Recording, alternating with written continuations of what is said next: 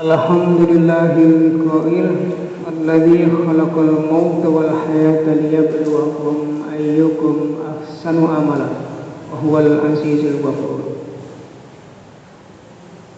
Alhamdulillahilladzi hadana li hada wa ma kunna linahtadiya laula an hadana Allah. Laqad ja'at rusul rabbina bil haqq wa nudu an tilkumul jannatu uristumuha bima kuntum ta'malun.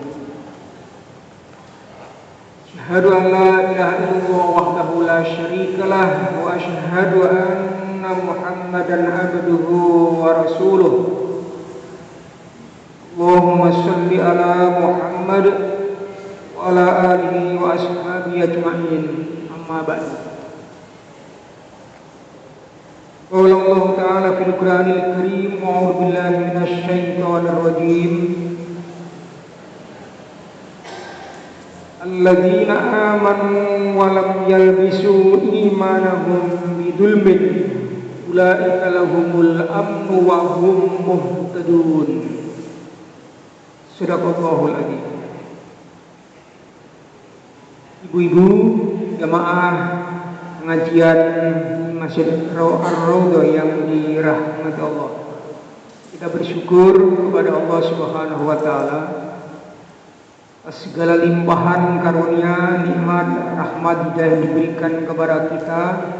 Alhamdulillah di sore hari ini kita dipertemukan kembali oleh Allah, tempat yang mulia, tempat yang menggantikan rumah kita nanti di alam akhirat nantinya. Mudah-mudahan Allah senantiasa memberikan keberkahan dalam hidup kita, diberikan petunjuk, tetap iman dan Islam mendarah daging di dalam jiwa walaupun hati kita, dan itu kita bawa sampai di akhir hayat kita, sehingga itulah kita nanti akan jadi orang-orang yang selamat dunia dan akhirat kita. Amin ya rabbal alamin. Bersolawat kepada junjungan kita Nabi Muhammad Rasulullah sallallahu alaihi wasallam yang telah memberikan tuntunan ajaran syariat kepada kita, dan kita berusaha semaksimal mungkin untuk mengikuti akan sunnah ajaran itu. Dengan begitu pula kita juga akan menjadi orang-orang yang selamat dunia dan akhirat kita. Amin ya rabbal alamin. Ibu-ibu jamaah sekalian yang dirahmati Allah, kita bersyukur pula dapat istiqomah dalam beramal sholihah. Dengan istiqomah kita jaga, maka di sanalah kita nanti akan mendapatkan satu keistimewaan yang luar biasa yang diberikan kepada kita semua. Sampai-sampai ada sebuah hadis Nabi itu, riwayat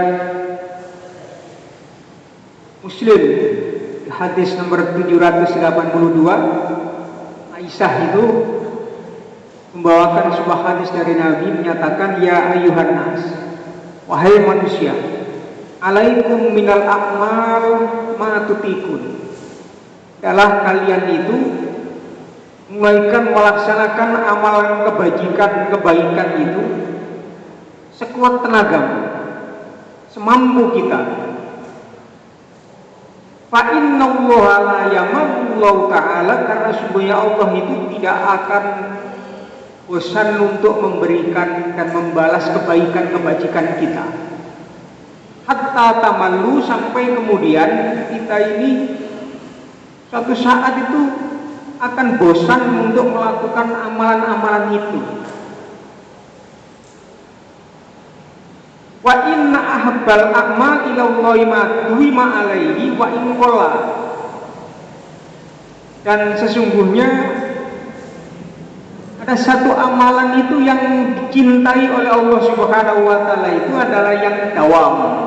Dawam itu maknanya adalah yang ajib, yang istiqomah, Wa ingkola, walaupun itu sedikit, tetapi kalau kita lakukan dengan istiqomah, maka itu nanti akan bernilai dan dicintai oleh Allah Subhanahu wa Ta'ala. Karena itulah kita bersama-sama untuk senantiasa menaikkan melaksanakan amalan kebaikan kebajikan itu dengan sekuat tenaga kita. Tetap istiqomah kita, maka kemudian di sana Allah akan mencintai akan amalan-amalan kita itu. Karena hampir rata-rata jika kita ini melakukan satu amalan, lalu kemudian ada semangat itu di awal-awal, rata-rata itu begitu. Tetapi kemudian lama-lama nanti merotoli satu persatu, kemudian tidak, tinggal hanya beberapa. Itu hampir-hampir begitu. Makanya Nabi ini menyatakan, dalam engkau alaikum bil a'mali ma tutikun, sekuat tenaga engkau tetap engkau beramal kebaikan kebajikan ini. Karena suatu saat nanti engkau akan menemui akan satu amalan yang di sana itu awal-awalnya semangat, tapi setelah itu kemudian engkau ini bosan untuk melakukan itu. Sungguh luar biasa kita ibu-ibu sekalian ini tetap untuk bersemangat di dalam beramal kebaikan kebajikan. Karena itu kita bermunajat mohon kepada Allah Subhanahu wa Ta'ala, mudah-mudahan kita ini senantiasa diberikan kekuatan untuk senantiasa beramal kebaikan kebajikan ini secara istiqomah. Walikulli amalin sirratun, kata Nabi itu. Ingat, tiap-tiap amalan-amalan itu, kebaikan itu, di awal-awalnya kita ini sirroh. Sirroh itu maknanya adalah semangat. Walikulli sirratin fatratun, tapi ingat, tiap-tiap yang senantiasa engkau ini bersemangat di awal-awal itu, kau akan mendapatkan sebuah ujian, cobaan. Ada fatroh di sana. Bukan fitroh. Kalau pakai tok, fitrotun itu maknanya adalah suci. Tetapi kalau pakai fa, ta, ro, ta, fatroh, itu maknanya futur. Bukan pakai tok, futur yang berarti adalah tanawalul futur. Nah, yang berarti makan malam. Tanawalul futur, tanawalul asa, tanawalul goda. Tapi itu pakai fa, ta, ro, ta, fatroh. Itu artinya adalah sama dengan kaslat, malas, bosan orang. Nah, ketika kita ini masih tetap istiqomah, faman yakun fatrotuhu ila sunnah faqad ihtada. Siapa orang ini yang tetap berpegang teguh dengan kesemangatannya ini dalam rangka untuk mendapatkan kebaikan kebajikan itu, faqad ihtada, sungguh orang ini akan mendapatkan hidayah, mendapatkan petunjuk dari ilahi rabbi. Wa may yakun ila ghairi dzalika faqad dhalla. Tapi siapa orang itu kemudian melenceng dari itu, maka dialah orang yang dekat dengan sebuah kesesatan. Hati-hati dengan itulah. Makanya bersyukur kita ini tetap untuk bisa istiqomah. Buah dari para istiqomah ini, ibu-ibu sekalian, suatu saat kita ini, kalau kita ini tetap aja terus menerus dalam melakukan amal kebaikan kebajikan, itu sampai suatu saat namanya orang kadang-kadang ada gangguan, mungkin sakit. Sampai Nabi menyatakan idza marido, apabila seseorang ini sakit, tidak bisa melakukan seperti yang ia ini melakukan amal kebaikan kebajikan. Kalau misal satu saat kemudian kita ini ngaji seperti bersama-sama, ketemu dengan bapak dan ibu semua, kita bisa baca Quran, mendengarkannya, kemudian kita ini mengamalkan akan isi dan maknanya. Kok suatu saat dapat ujian dari ilahi rabbi itu berupa sakit itu, ausafaro, atau mungkin kita tidak bisa untuk mengikuti kajian ini karena mungkin bepergian. Idza maridal abdu ausafaro, maka kata Nabi ini kutiba lahu mislu ma kana ya'malu muqiman sahihan. Kata sebuah hadis Nabi riwayat Bukhari itu di hadis nomor 2996. Orang itu kalau diberikan satu penyakit yang sampai kemudian orang ini tidak bisa untuk berbuat apa-apa, sampai kemudian tidak bisa untuk mengamalkan sebagaimana layaknya ketika kita ini masih sehat walafiat, maka kata Nabi ini adalah kutibalahu mislu makana ya'malu muqiman shahihan, maka orang ini masih mendapatkan pahala seperti orang itu dikala masih sehat walafiat itu. Bersyukurlah kita ini jadi orang mukmin, jadi orang muslim. Itu kalau orang ini yang sudah biasa untuk melaksanakan amalan-amalan kebaikan, kebajikan secara kontinu, secara rutin. Jadi kalau misalnya kita ini biasa mungkin selesai subuh kita ini membaca Al-Quran, oh ternyata suatu saat ada halangan sampai kemudian kita ini tidak bisa untuk membaca Al-Quran itu, mungkin karena sakit, sehingga kemudian kita ini mau membaca Al-Quran itu sudah tidak kuat. Maka ini karena kebiasaan itulah kita diberikan pahala itu seperti orang ini masih bisa melakukan ketika masih sehat walafiat. Itu enaknya orang yang mukmin, orang-orang muslim ini. Nah, bersyukurlah Bapak dan Ibu saudara sekalian, kita di sore hari ini kita ini masih bisa untuk istiqomah dalam beramal sholihah. Kita masih bisa untuk belajar agama kita, belajar Al-Quran kita ini masih bisa untuk bertolabul ilmi di majelis ilmu ini. Nah, Islam ini kan agama yang tidak hanya sekedar kita paham, tetapi kita harus di samping itu mengimani, lalu kemudian perlu kita untuk mempelajari. Tidak hanya sekedar kita ini percaya, tetapi kemudian ada aplikasi. Makanya hampir di dalam Al-Quran ini setelah Allah ini berfirman alladzina amanu, pasti gandengannya itu apa? Wa amilus sholihat. Jadi iman, percaya, baru kemudian ada aplikasi di sana, amal kebajikan. Makanya sholat kita ini coba itu kan salah satu di antara bentuk aplikasi kita. Kalau kita ini menyembah kepada ilahi Rabbi tidak hanya sekedar amantu billahi, tapi kemudian kita ini ada aplikasi Allahu Akbar. Ada yang kita amalkan, kita kerjakan.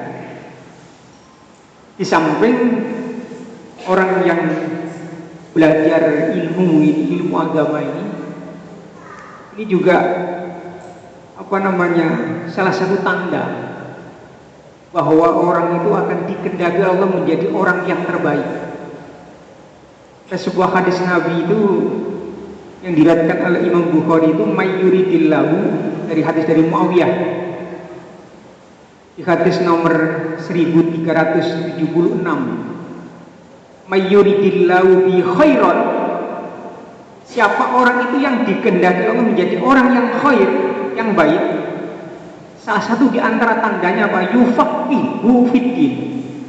Orang itu akan diberikan kefahaman tentang agamanya.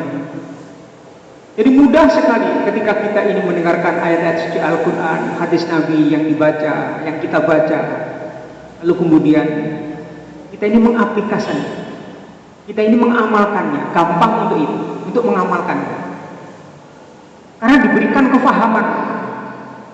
Di samping orang yang menuntut ilmu itu, kita yakin percaya, kata Al-Quran itu yarfa'illahu alladhina amanu minkum walladhina utul ilma darajat. Allah akan mengangkat derajatnya kepada orang-orang yang beriman dan orang-orang yang berilmu pengetahuan. Makanya kata Imam As-Sawri, Sufyan As-Sawri itu menyatakan yang dimaksud dengan khairon, mayuridillahu bi khairon, siapa orang yang dikehendaki Allah menjadi orang yang baik itu dalam pengertian bisa baik di dunianya, tapi juga bisa baik di akhiratnya. Kebaikan di dunia ini adalah termasuk diantaranya adalah kita ini kalau mendapatkan rezeki, ya rezeki yang berbarokah, diberikan tidak turun anak cucu yang soleh dan solihah. Kebaikan, kalau kita ini mendapatkan ilmu pengetahuan itu bermanfaat untuk diri kita, lalu kemudian juga bermanfaat untuk keluarga kita, anak cucu kita, serta bermanfaat kepada sanak saudara, bermanfaat ke orang banyak. Itulah khairan namanya. Jadi mendapatkan rezeki itu rezeki yang luar biasa. Ada beberapa rezeki itu yang tidak kita sadari. Nah, salah satu di antaranya adalah kita ini sehat walafiat. Ini adalah merupakan rezeki yang luar biasa. Khairat yang diberikan kepada kita. Kita bisa bertolabul ilmi. Kita bersama-sama bisa untuk di majelis ilmi. Kita bersama-sama bersama dengan orang-orang yang kumpul bersama dengan orang-orang yang baik-baik ini. Ini adalah merupakan rezeki. Kita bisa untuk bersilaturahim adalah merupakan rezeki yang diberikan oleh Ilahi Rabbi. Karena itu adalah merupakan investasi kita nanti untuk bisa masuk ke dalam surga Ilahi Rabbi. Bahkan di saat kita ini sakit sekalipun itu, buat orang mukmin, orang muslim ini merupakan rezeki. Coba kan luar biasa. Di saat kita ini sedih, saat kita ini susah, gelisah, gundah gulana, bahkan musibah yang menimpa itu merupakan rezeki. Kok bisa begitu, Pak? Iya, itulah orang mukmin, orang muslim. Karena dengan begitulah maka orang ini akan dihapuskan dosa dan kesalahannya, diangkat harkat martabat derajat. Ada sebuah hadis yang menyatakan ma yusibul muslim min nasabin wala wasabin wala hammin wala hazanin wala adar hatta saukata fama fawqaha illa kafaru bi khotoya. Tidaklah seorang mukmin, seorang muslim ini yang selalu ditimpa satu musibah, ujian cobaan dalam kehidupan, mungkin susah, gundah gulana, sedih, bahkan penyakit yang ia derita sekalipun itu, maka kata Nabi ini adalah kafaru bil khotoya. Tidak lain itu adalah merupakan menebus dosa kesalahan kita, menghilangkan akan dosa dan kesalahan kita, sehingga nanti orang yang ada menghadap kepada Ilahi Rabbi itu lalu kemudian sampai dosanya ini bersih karena sudah dibersihkan ketika di dunia ini. Bahkan ketika wafat ini sampai kemudian orang ini dalam kondisi yang husnul khotimah, sampai kemudian kata sebuah ayat dalam Al-Quran itu alladzina tatawaffahumul malaikatu thayyibin yaquluna salamun alaikum udkhulul jannata bima kuntum ta'malun. Sampai begitu kan orang-orang yang diwafatkan oleh Allah ini dalam kondisi yang thayyibin, kondisi yang suci, suci daripada kesyirikan, suci daripada dosa dan kesalahan, maka disambut oleh malaikat ini dengan ucapan selamat, salamun alaikum, selamat buat engkau. Itu surga yang diwariskan untuk kalian, yang dijanjikan oleh Allah kepada kalian. Nah, itulah ibu-ibu jamaah sekalian, maka ini adalah kebaikan-kebaikan yang diterima karena kita ini istiqomah dalam melakukan amal kebaikan kebajikan. Kita bisa bersolat berjamaah, ini bukan merupakan rezeki. Bisa sujud, ruku dengan sempurna, itu juga merupakan rezeki. Bersyukur kepada Ilahi Rabbi. Sebab apa yang diperintahkan oleh Allah dalam Al-Quran itu juga kan, ibu-ibu lihat di Al-Quran di surat ke-22. Surat ke-22 itu surat Al-Hajj di ayat 77. Coba surat ke-22 di ayat 7. Kita buka, kita lihat coba.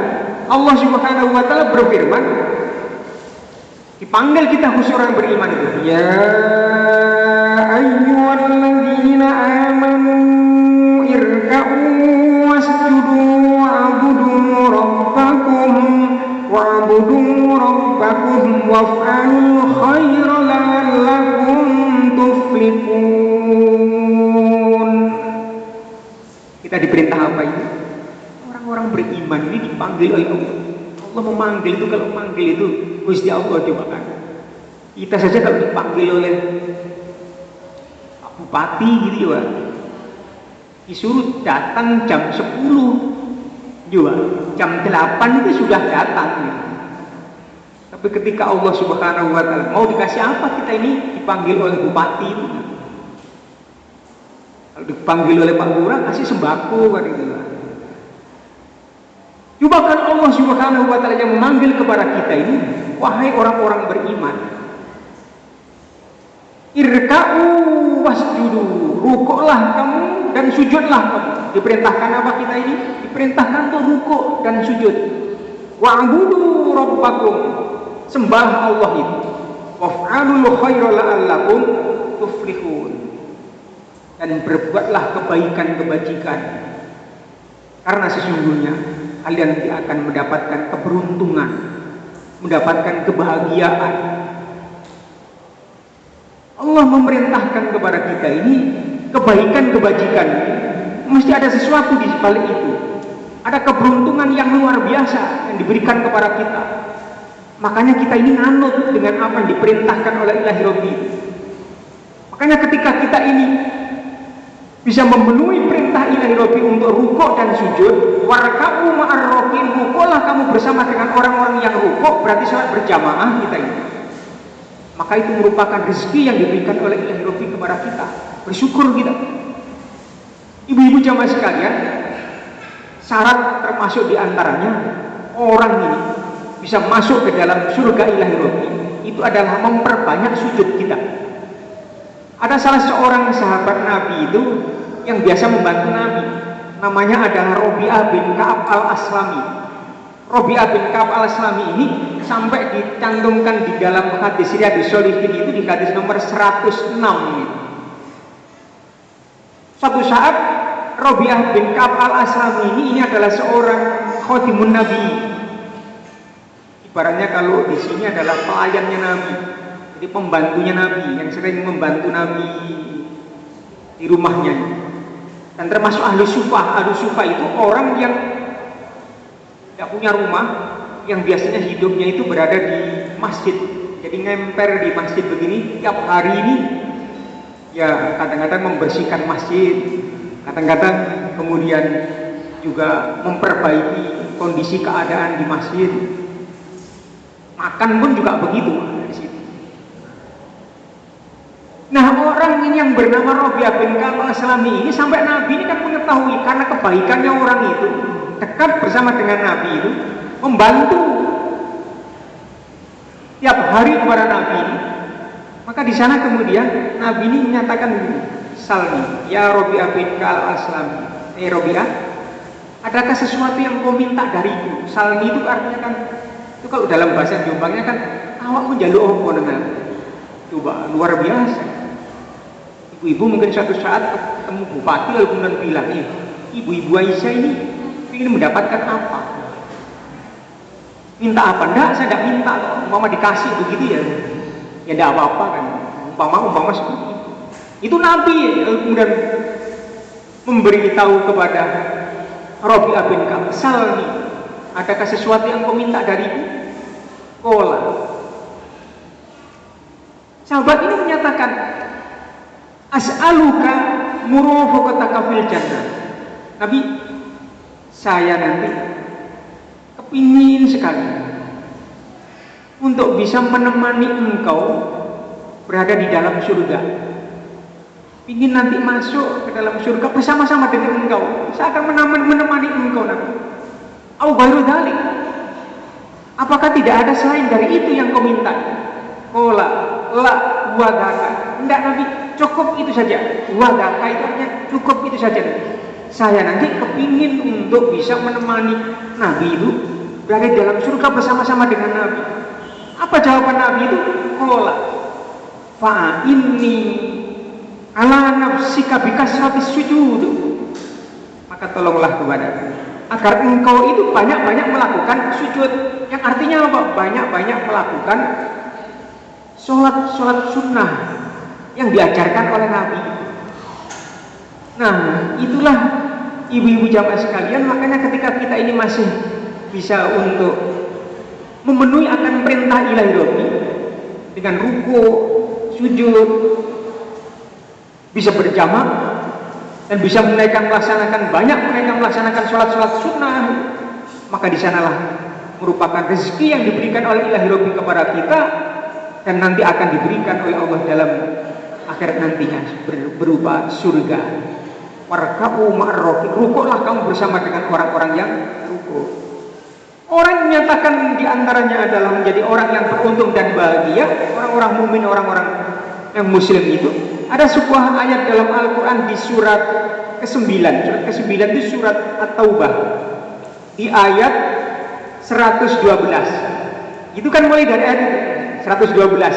At-taibuna al-abiduna al-hamiduna as-saihuna ar-raki'un ar-raki'una as-sajiduna al-amiruna bil ma'rufi wan nahuna 'anil munkari wal hafiduna li hududillah wa basyiril mu'minin. Terakhirnya itu apa? Gembirakan kepada orang-orang yang beriman. Siapa itu? At-taibun. Satu, orang yang ketika hidup di permukaan bumi ini, ketika orang ini punya dosa dan kesalahan, cepat-cepat untuk bertobat kepada ilahi Rabbi. At-taibun. Satu. Yang kedua, al-abidun. Orang-orang yang senantiasa beribadah. Beribadah menyembah hanya kepada Allah Subhanahu wa taala.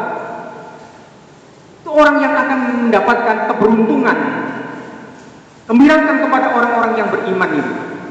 Alhamidun, orang-orang yang memuji kepada Allah Subhanahu wa taala. Di mana saja dan kapan saja senantiasa banyak memuji, baca tahmid, alhamdulillah, bacaan hamdalah senantiasa, ya tanda bahwa dia adalah menjadi orang yang syakirin, orang yang bersyukur. Kemudian apa? Asaifun. Asaifun itu maknanya adalah orang yang melancong. Melancong itu meninggalkan rumah. Kalau dulu adalah zaman Nabi ini adalah orang yang meninggalkan sanak dan keluarganya untuk mengikuti perang. Tetapi kemudian bisa berkembang orang yang meninggalkan rumah dalam rangka untuk termasuk bertolabul ilmi. Nah, mudah-mudahan kita semua jadi orang yang meninggalkan keluarga, meninggalkan rumahnya untuk menyisakan waktu ini, menyempatkan dirinya ini untuk bertolabul ilmi. Mudah-mudahan kita termasuk ini, asa itu. Kemudian ar-raki'un, orang-orang yang rukuk, senantiasa rukuk. Warka'u ma'ar-raki'in, rukuk bersama dengan orang-orang yang rukuk, bersalat berjamaah. As-sajidun, orang yang senantiasa menaikkan melaksanakan sujud, banyak-banyak sujud. Makanya sampai Nabi itu menyatakan alaikum bikasratis sujud, kalian itu hendaklah memperbanyak sujud itu. Fa innaka lantas judalillahi sajdatan, tidaklah seseorang ini yang melaksanakan sekali sujud kepada Allah Subhanahu wa taala itu illa rafa'akallahu biha darajatan, Allah akan mengangkat harkat martabat derajatnya orang itu. Fahatta'at anha khati'atan, demikian pula orang ini akan dihapuskan dosa dan kesalahannya. Sujud itu. Makanya tadi saya katakan bahwa orang yang masih bisa untuk sujud dengan sempurna, bisa rukuk dengan sempurna, ini adalah merupakan rahmat, merupakan rezeki ilahi Rabbi yang diberikan kepada kita. Bersyukurlah kita ini orang yang masih bisa sujud dengan sempurna, sebelum nanti kita ini sudah tidak bisa bersujud lagi. Tapi ketika orang ini tetap istiqomah, bisa menaikkan melaksanakan rukuk dan sujud bersama dengan orang rukuk, suatu saat kemudian kita ini sakit, tidak bisa untuk berbuat itu, maka buat orang mukmin, orang muslim, itu adalah tetap akan mendapatkan pahala seperti orang ini dikala sohihan, ketika masih dalam kondisi sehat walafiat. Lalu kemudian al-amiruna bil ma'ruf wan nahuna 'anil munkar, orang yang senantiasa banyak beramar ma'ruf nahi munkar, mengajak kepada kebaikan, kebajikan, dan mencegah daripada kemungkaran, maka di sanalah disebutkan oleh Allah dalam Al-Qur'an tergolong orang-orang yang digembirakan oleh Allah Subhanahu wa taala, basyiril mu'minin. Terus yang terakhir wal hafiduna li hududillah, menjaga akan hak-hak hukum-hukum Allah Subhanahu wa taala. Nah, itulah ibu-ibu jamaah sekalian, makanya kita ini berusaha semaksimal mungkin untuk menjadi orang-orang yang selalu istiqomah dalam melakukan amal kebaikan kebajikan. Kemudian ayat yang Bapak Ibu sekalian baca di surat ke-6 tadi itu, surat Al-An'am, kembali ke surat Al-An'am. Wa idh qala Ibrahimu li abi azar atattakhidhu asnaman aliyah inni araka wa qaumaka fi dhalalin mubin. Dan ingatlah ketika Nabi Ibrahim itu berkata kepada bapaknya Azar. Kata Ibnu Abbas, nama aslinya bapaknya itu mestinya bukan Azar. Siapa namanya adalah Taruh atau Taroh atau Tarih. Nah, nggak tahu yang baca ya. Ada beberapa kata di sana, ada Taruh, Taroh, Tarih. Kok. Nah. Lalu kemudian siapa Azar ini? Azar ini adalah ada yang mengatakan di sana Ampun. Ampun itu paman. Ampun itu adalah paman. Katanya pamannya. Ini menurut Ibnu Abbas. Tafsir itu kan begitu. Dan Azaru itu maknanya bengkok. Jadi nggak lurus. Makanya kalau nanti punya anak jangan diberi nama Azar. Oh Pak, itu kan masuk dalam Al-Quran. Iya, tapi artinya itu nggak bagus. Jadi itu bapaknya Nabi Ibrahim atau pamannya Ibrahim. Itu yang ditegur oleh Nabi Ibrahim karena melakukan hal-hal yang dolim, yang sesat. Makanya mananya menyimpang, bengkok, kata Ibnu Khatib. Jadi tetapi yang paling ya yang banyak tetap Azar ini adalah bapaknya, nama bapaknya. Karena ada sebuah di ayat Al-Qur'an itu ya wa idh qala Ibrahimu li abihi Azar. Ingatlah ketika Nabi Ibrahim itu bilang kepada bapaknya, namanya siapa? Azar.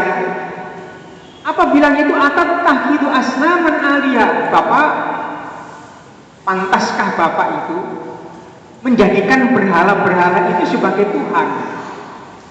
Tolong bapak supaya berhenti dari itu, karena itu nggak benar. Nah, jadi anak ini memberitahukan kepada bapaknya, mengingatkan kepada bapaknya. Tetapi yang namanya Azar ini tidak mau diingatkan. Sampai-sampai bahkan Nabi Ibrahim diusir itu. Coba kalau kita lihat di dalam percakapannya Nabi Ibrahim di ayat yang lain itu, di surat ke-19. Surat 19 itu adalah surat Maryam.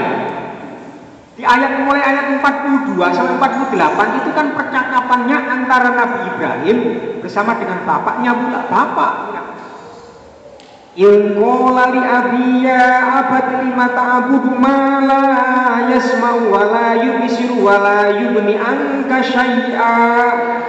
Itu kan bilang bapak, bapak, bapakku, kenapa sih bapak itu kok menyembah kepada sesuatu yang tidak bisa mendengar, Pak? Jadi patung-patung itu asnaman itu maknanya kan atattakhidhu asnaman aliyah. Kenapa bapak itu menyembah kepada patung itu dijadikan sebagai Tuhan? Itu kan tidak bisa mendengar, wala yubsiru, dan tidak bisa melihat, wala yughni anka syai'a, bahkan tidak bisa memberikan kecukupan apa-apa, tidak bisa memberikan rezeki, tidak bisa memberikan apa-apa. Kenapa bapak kok menyembah kepada itu? Itu maksudnya kan begitu. Bilang gitu, ya abati, wahai bapakku, ini qad ja'ani minal ilmi. Ayatnya terusnya kan begitu. Wahai bapak, sungguh telah datang kepadaku ilmu pengetahuan dari Allah Subhanahu wa taala. Malam yaktika, yang belum pernah datang kepada engkau. Aku ini diberikan wahyu oleh Allah itu kepada Tuhanku ini. Karena itu aku beritahukan kepada bapak. Fattabi'ni, ikuti aku wahai bapak. Ahdika siratan sawiyah. Aku akan berikan jalan yang benar kepada engkau wahai bapak.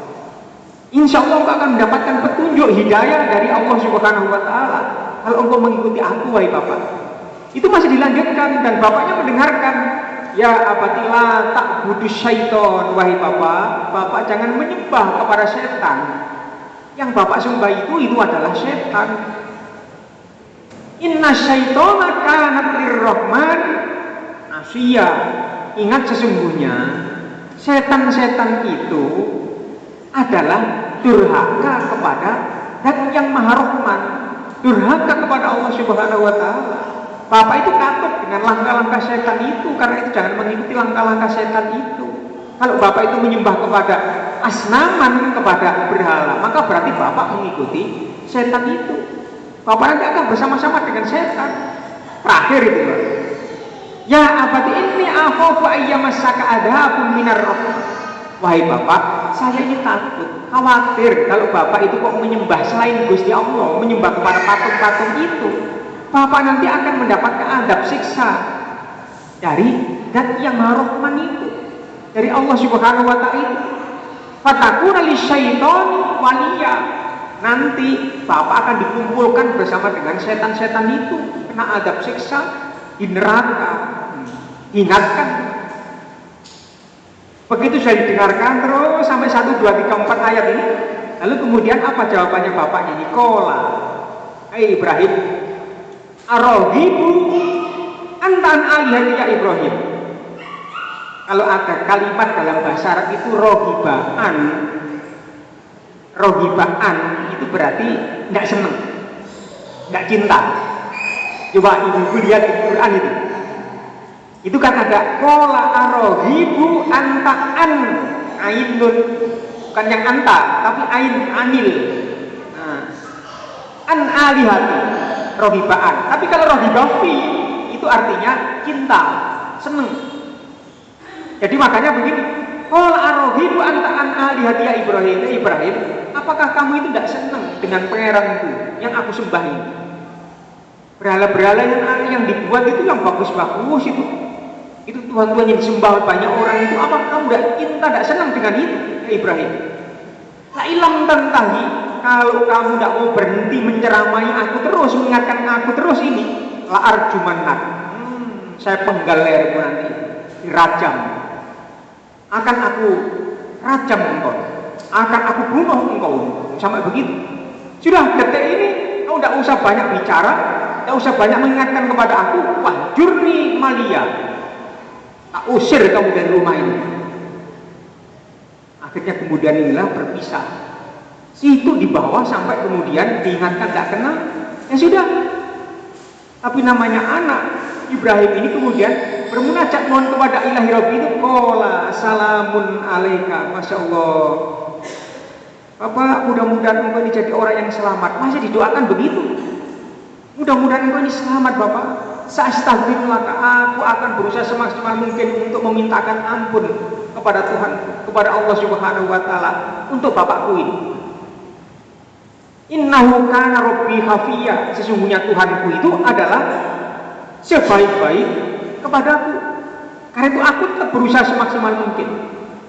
Wad'u rabbi asa alla akuna bidu'ai rabbi syakiya. Mudah-mudahan aku dalam berdoa ini kemudian tidak kecewa. Mudah-mudahan diterima. Aku mintakan ampun kepada Allah, mudah-mudahan diterima. Sampai kemudian bermunajat mohon kepada ilahi Rabbi itu, sampai kemudian bapaknya aja sampai meninggal dunia. Sampai mati itu tetap dalam kondisi tidak mau untuk beriman kepada Allah Subhanahu wa taala. Maka jadilah kafir ia. Nah, sejak saat itulah Nabi Ibrahim ini tetap berdoa, bermunajat mohon kepada Allah Subhanahu wa taala, tetapi sampai pada akhir hayatnya dia tidak bisa menjadi orang yang beriman. Kafir di bawah sampai mati. Maka itulah kemudian di dalam Al-Qur'an itu ada ayat di surat ke-9. Surat ke-9 itu surat At-Taubah di ayat 114. Maka di sana kemudian Nabi Ibrahim ditegur oleh Allah itu, wa ma kana istighfaru Ibrahim li abihi illa am mau'idati wada'iyya falamma tabayyana lahu annahu aduwwun lillahi tabarra'a min inna Ibrahim la'awwahun halim. Ibrahim. Itu jawabannya Gusti Allah itu. Wa ma kana istighfaru Ibrahim li abihi, dan tidaklah permintaan permohonan ampunan Nabi Ibrahim kepada bapaknya itu illa ammau idati wadhaiyah, tidak lain itu hanya merupakan disemayani oleh Gusti Allah. Sebentar ya Ibrahim, kalau engkau mintakan ampun kepada bapakmu. Falamma tabayyana lahu annahu aduwwul lillah, maka kemudian diberitahukan oleh Allah itu kalau bapakmu ini musuhku, ini aduwwul lillah, musuh buat Gusti Allah ini. Tabarra'a minhu, akhirnya lepas, bebas sudah. Oh, ternyata doaku ini tidak diterima oleh Allah Subhanahu wa taala. Aku mintakan ampun kepada bapakku karena bapakku menyembah kepada berhala itu. Kalau sudah begitu, ya sudah, tabarra'a minhu, bebas aku sudah. Yang penting aku sudah menyampaikan. Nah, seperti itulah berdakwah. Sama dengan Nabi itu, Nabi Muhammad juga begitu kan. Makanya ada ayat dalam Al-Qur'an, inna arsalnaka bil haqqi basyiran wa nadhira wa la tus'alu an ashabil jahim. Arsalnaka bil haqqi basyira wa nadhira. Sesungguhnya kami, kata, sudah diutus oleh Allah itu untuk menyampaikan kebenaran. Sudah, Muhammad, kau sudah melakukan itu semua, tapi nanti engkau tidak akan ditanya. Ketika orang ini kemudian sampai kecemplung neraka, masuk ke dalam neraka, sudah, kau sudah bebas. Yang penting kau sudah menyampaikan. Bil haqqi basyiran wa nadhiran. Kebenaran sudah engkau sampaikan. Ada kegembiraan di sana bahwa buat orang-orang yang beramal kebaikan kebajikan. Wa nadhira, ada kabar penakut. Tapi ketika itu kemudian orang ini tidak mengikuti, makanya sudah bebas. Wala tus'alu ashabil jahim. Nanti tidak akan ditanya kalau sampai ada orang ini kemudian masuk ke dalam neraka jahanam. Ibu-ibu jamaah sekalian, kisah peristiwa ini seperti yang dialami juga oleh Nabi Muhammad SAW dengan siapa? Abu Thalib. Abu Thalib itu adalah pamannya. Makanya ketika Nabi ini menghampiri pamannya akan meninggal dunia ini, sampai dinyatakan di sana itu, ya ammi, wahai paman, kul asyhadu alla ilaha illallah kalimatan thayyibatan laka bi indallah. Itu kalau dalam bahasa agama itu disebut dengan talqin. Makanya kalau ada orang akan meninggal dunia, kita diperintahkan untuk mentalqin. Talqin itu artinya adalah murui, jadi ngajari, dekati orang yang akan meninggal dunia itu. Kemudian kita diperintahkan untuk ngajari itu. Nah, dengan mengucap kalimat itu, ya kayak Nabi Muhammad kepada pamannya ini, Abu Thalib, ya ammi, wahai paman, kul asyhadu alla ilaha illallah asyhadu anna Muhammadan abduhu wa rasuluh. Kalimatan thayyibatan laka bi indallah. Wahai paman, ucapkan paman dua kalimat syahadat itu. Maka dengan begitu paman seakan membela paman nanti itu, bisa menyelamatkan paman daripada api neraka. Tetapi kemudian Abu Thalib ini walaupun orang Arab gitu, ternyata kemudian tidak bisa sampai mati, sampai meninggalnya ini tidak bisa mengucapkan dua kalimat syahadat itu. Maka inilah kesedihan Nabi Muhammad ini luar biasa. Sampai ada sebuah tahun itu namanya Amul Hazan, tahun kesedihan. Salah satu diantaranya adalah di tahun itu paman yang ia cintai juga meninggal dunia. Di tahun itu pula istri yang ia cintai itu juga meninggal dunia. Maka inilah sampai kemudian Nabi ini keturunan ayat dalam Al-Quran itu di surat Al-Qasas 56 ini, innaka la tahdi man ahbabka walakin Allah yahdi liman yasha. Wahai Muhammad, sesungguhnya engkau tidak akan bisa memberikan hidayah kepada orang yang engkau cintai, sekalipun itu adalah keluarga sendiri, pamanmu sendiri. Tetapi hanya Ilahi Rabbi yang bisa memberikan petunjuk hidayah kepada siapa orang yang ia kehendaki. Wa huwa a'lamu bil muhtadin. Ialah Allah itu yang lebih mengetahui orang mendapatkan petunjuk hidayah dari Ilahi Rabbi. Maka itu gak peduli orang-orang yang termasuk keluarga dekat ini, bahkan orang beriman. Maka di ayat 113 di di surat At-Taubah itu wa makana lin nabi walladzina amanu ayastaghfiru lil musyrikin. Tidak pantas itu seorang nabi dan orang-orang yang beriman ini untuk memintakan ampun kepada orang-orang yang berbuat kesyirikan. Ini tidak diterima ya. Bahkan di ayat yang lain, walaupun engkau ini memintakan ampun sabaina marratan peng 70 gitu, 70 kali, tetap tidak akan diterima oleh Allah. Walau kanu uli qurba, walaupun itu adalah sanak kerabatmu sendiri. Mimba di mata bayyana lahum, sesudah Allah menjelaskan dengan sejelas-jelasnya akan kebenaran itu, tetapi mereka tidak mau untuk mengikuti kebenaran itu. Ingat annahum ilai ashabul jahim, sesungguhnya mereka adalah menjadi penghuni neraka. Inilah kemudian Bapak dan Ibu sekalian, Nabi Ibrahim ini sampai kemudian tegur Allah, sampai meneteskan air mata ini, sedih karena doa yang diminta itu ternyata nggak dikabulkan. Maka hanya untuk mendoakan tidak dikabulkan. Tetapi ada sebuah hadis Nabi menyatakan doanya Nabi Muhammad itu diterima oleh Allah.